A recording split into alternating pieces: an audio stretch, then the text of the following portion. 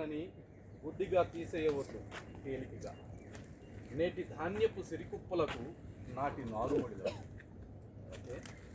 ఎండుగడ్డి పచ్చగడ్డి అని ఎండగట్టి వెళ్ళబోసుకోవద్దు దుగ్ధ.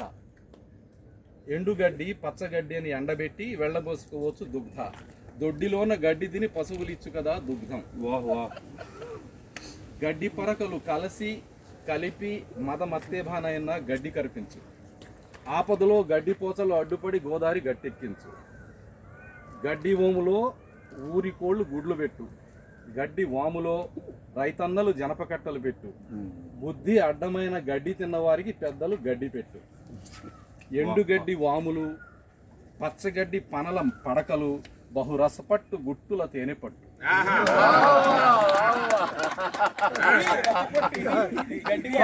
గడ్డి వాములు అది అది కరెక్ట్.